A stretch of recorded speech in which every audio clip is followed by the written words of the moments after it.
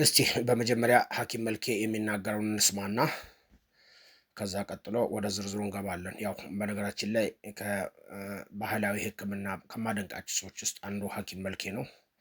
ነገር ግን አንዳንድ ነገሮች ኤክስትራ ሲነገሩ እንደነዚህ አይነት ነገሮችን ማስቆም ስለሚገባ ነው። ጀነራላይዝ የሚደረጉ ነገሮች ብዙ ጊዜ ስህተት ይፈጥራሉ።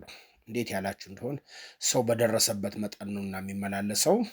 እነዚህ ሞር ዲቴል እንሄድበታለን። መጀመሪያ እስቲ ሐኪም መልክ የሚናገረውን እንሰማና ወደ ገደለው እንገባለን። ሁለት ቀን በአንድ ቀን በሶስት ቀን ይሉናል። ይሄን መድኃኒት እንወስዳለን፣ ምንም ነገር ግን የለም። ይህ ነገር አለ ወይ ከናንተስ አላችሁ ወይ አለ ወይ የምትሉ አላችሁ። በተለያየ መልኩ በተለያየ ብዙ ሰው ጥያቄ አዝናለሁ። እንደዚህ ይህ ሁሉ ሰው በጣም ነው የማዝነው። እውነቱን ስነግራችሁ እንደዚህ አይነት መድኃኒት አሁን ላይ የለም። ያው እንግዲህ እንደሰማችሁት ነው። ሐኪም መልኬ እንደዚህ አይነት መድኃኒት አሁን ላይ የለም፣ በፊት ግን ነበር ብሎ ይጨርሳል። እናንተ ቪዲዮን ጨርሱት። አሁን እንደነዚህ አይነት እጽዋቶች የሉም፣ በፊት ግን ነበሩ የሚለው ነገር አንደርስታንድ ታደርጋላችሁ። ሰው በሚያውቀው መጠን ነውና የሚመላለሰው።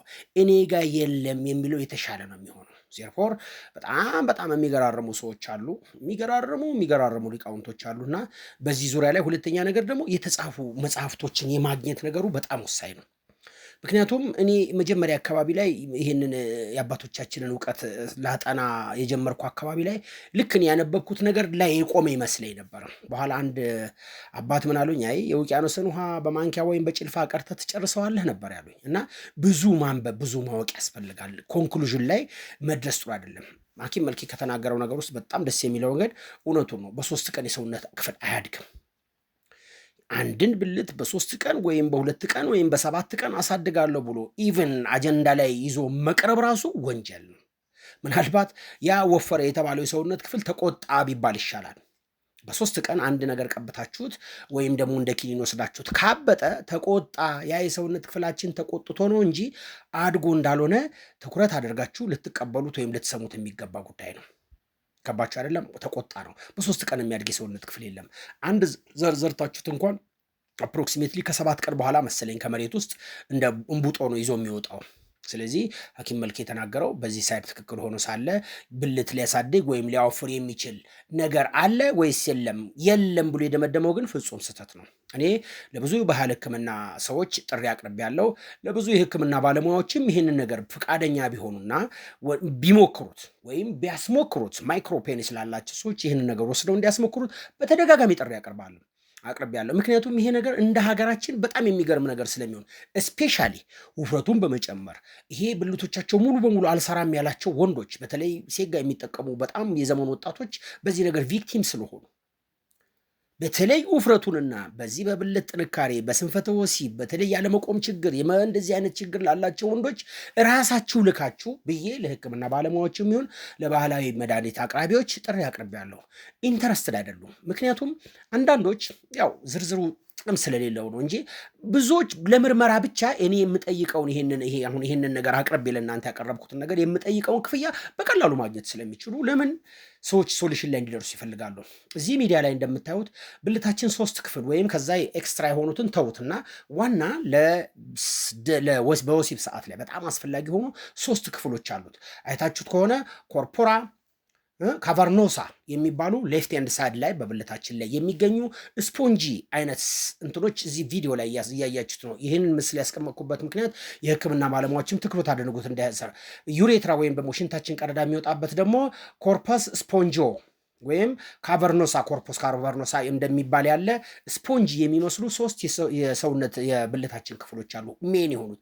ከዛ ውጭ ያለው ግማሹ ቆዳ ነው፣ ግማሹ በእነዚህ መካከል የሚደረገው ግንኙነት እንዳይቋረጥ፣ ግማሹ ደግሞ ጀስት ሊሳቡ ሊለጠጡ ወይም እነዚህኛዎቹ ባደጉላቸው መጠን ከውጭ ያሉት ነገሮች ኦፖዝ አያደርጉትም። ኢቨን ጅማት የሚመስሉ ሴሎች እንኳን እዚህ ውስጥ የሉም እንደምናየው። ሞር ዲቴሉን እዚህ ላይ ገብታችሁ እናንተ ቪዲዮን አንዳንዱን ታዩታላችሁ። ብልቶቻችን ላይ ያሉ እነዚህ 3 ክፍሎች ግን ብልታችን እንዲያድግም እንዲቆምም እንዲጠነክርም አለበለዚያ ደግሞ በድክመት የሚጎዱት ለምንድን ነው ያላችሁ እንደሆነ እነዚህ ወንፊት መስለው በሚታዩ ስንትኖች ውስጥ ሙሉ በሙሉ ደም ሲሞላ ነው ብልታችን ቆመ የሚባለው። ከዛ ቬን የሚባል ነገር አለ፣ ያው ደም መልስ የሚባለው ነው። ደም መልሱ ሪአክት እንዳያደርግ ያደርጋል። እዚህ ውስጥ ከሞላ በኋላ ደም መልሱ እንትን ሲል ወዲያውኑ ዳውን ያደርጋል ብልታችን። እና እኛ ሞር ዲቴል አድርገን በዚህ ዙሪያ ላይ በደንብ የሰራሁት ምንድነው እነዚህ ስፖንጂዮ ሴሎችን ሞር ዲቴል አልገባም። ያው ታውቃላችሁ የሰው ዶሮ አለና ካፍካፍ የሚለቅም እነዚህ ነገሮች ላይ ነው ሞር የሰራ ነው። እንደምነግራችሁ ብልት ስለተቀባ ብቻ አያድግም። ፍጹም ስህተት ነው። ስለተቀባ ብቻ አያድግም፣ አይወፍርም። ነገር ግን እኔ ያቀረብኩላችሁ ይህ ኸርባል የህክምና ባለሙያዎችም ይሁን በተለይ ባህላዊ መድኃኒት የምትሸጡ ሰዎች እስቲ እነዚህን አይነት ቪክቲም የሆኑ ሰዎችን ለምን እናንተ ልካችሁ አትሞክሩትም? ያው ህክምናው ከምን እንደሚሰራ እንዴት እንደሚዘጋጅ አልነግራችሁም። ያው እናንተ በፍጥነታችሁን ታውቁታላችሁ። ላፍ ነው የምታደርጉት። በዚሁ በተናገራችሁበት አንደበት እጥፍ ታደርጉና ለዚህ የሚሆን መድኃኒት አለኝ ብላችሁ ማስታወቂያ እንደምትሰሩ ይሰማኛል። ለምሳሌ ብዙ ጊዜ ለስንፈተ ወሲብ ተብለው በባህላዊ ህክምና የሚሰጡ አብዛኛዎቹ ከስንፈት ጋር የተያዙ መድኃኒቶች ለስንት ቀን እንደሚሰሩ ታውቃላችሁ? መድኃኒቱን በምትወስዱባቸው ተከታታይ ቀናትና ከዛ ምናልባት ለ15 ቀን ሊቀጥል ይችላል። ፐርማነንት የሆነ ኢፌክት ግን የለውም። ኤክሰፕት ብልቶቻችን ያው ታውቃላችሁ ይሄ በአንዳንድ ነገር በክፉ ሰሪዎች ለምሳሌ የወንድ ልጅ ብልት እንዳይሰራ የሚደረግበት ሴት ልጅ ወሲብ እንዲያስጠላት የሚደረግባቸው አንዳንድ የጥንት የአባቶቻችን እውቀቶች አሉ። እነዚህንም ጭምር ሊከላከል የሚችል እዚህ ውስጥ አድርገናል። ነገር ግን ከዚህ ውጭ የሆኑትን ነገር በሙሉ ማከም ይቻላል። ይሄ ኢንክሉዲንግ ይሄንንም ነው እና ሞር የሰራ ነው በእነዚህ አሁን በምታዩቸው ስፖንጂ በሚመስሉ ሴሎች ነው። ብልት ያድጋል ወይስ አያድግም? ለምሳሌ ቫኪዩም ቲዩብ የሚባል እንዳለ ታውቃላችሁ። ብልት ማሳደጊያ ፓምፕ ነው፣ እንደ ፓምፕ ነው የሚጠቀሙት። ያ ፓምፕ ግን በአብዛኛው ጊዜ የተወሰነ ያህል የብልታችን መጠን ሊያሳድገው ቢችልም የጎንዮሽ ጉዳቱ በጣም አደገኛ ነው። ለምን ያላችሁ እንደሆነ እዚህ ላይ ያሉ ነርቭ ሴሎችን ከመጠን በላይ በሚነፋ ሰዓት ላይ ሊበጣጥስ ፐርማነንት የሆነ ዳሜጅ ያስከትላል። ቀድሞ ግን ብልት አያድግም የሚሉ የህክምና ባለሙያዎቻችን አሁን በቀደም አንድ ሚዲያ ላይ የምታውቋት ልጅ አለች ዶክተር ትንሽ የልጅ ነች እና በፍጹም አይቻልም ስትል ነበር። አሁንስ ፋት በመውጋት ብልታችንን ማወፈር ማሳደግ ይቻላል፣ ግን የጎንዮሽ ጉዳት አለው። ኢት ሚንስ አሁን ቀድሞ የህክምና ባለሙያዎቹ እንደሚናገሩት ማሳደግ አይቻልም ሲሉ የነበሩትን አሁን ማሳደግ እንደሚቻል በጥቂቱ አምነዋል። ሁለት አትሉም? አንደኛው ፓምፕ፣ ሁለተኛው ፋት ሴሎችን ወይም ፋት እንትኖችን በመውጋት ብልታችን ማደግ የሚችልበት፣ ሶስተኛ ሰርጀሪ የሚባል ነገር አለ። ሰርጀሪ የሚባለውም ማሳደጊያ እንደሆነ ታውቃላችሁ። ሌሎችም ነገሮች የህክምና ሳይንስ የደረሰበትን ያህል አሁን ከስር እየለቀቀ ነው። አባቶቻችን ግን ከዘመናት በፊት ይሄኛው ሐኪም መልኬ እንዳለው እነዛ ድሮ ነበሩ አሁን ጠፍተዋል እንደሚባለው አይነት አይደለም። እኛ በደረስንበት መጠን ነው መመላለስ ያለብን እና ያው እንደነገርኳችሁ አሁንም ጥሪ ያቀርባለሁ። ለስንፈተ ወሲብ ለምናምን የምትሉት እናንተ ከምትሰጡት በተሻለ ያቀረብኩላችሁ መድኃኒት ይረዳችሁ ነበር። ተጠቀሙበት ሲወስዳችሁ። የህክምና ባለሙያዎች ድጋሚ ጥሪ ያቀርባሉ። ሞክሩት። ሳይንሳዊም ስለሆነ 15% ወይም 25% አፕሮክሲሜትሊ ሳይንሳዊ ነው። 25% ደግሞ ከባህላዊ መድኃኒቶች ከ5 እጽዋት የተቀመመ ነው። ሞር የሚሰራው እነዚህ የምታያቸው ስፖንጂ ሴሎች ናቸው። ስለዚህ ብልት ያድጋል ጆሮ አያድግም ወይ? ጆሮ ያድጋሉ ተብሎ ነበረ። ጆሮ ለምሳሌ አሁን ይሄንን የምለቅላችሁ ፎቶ ታዩታላችሁ። ጆሮ ያድጋል። ይሄ የለቀኩላችሁ ፎቶ ምናልባት እስከ ትከሻችን የደረሰ ጆሮ ነው።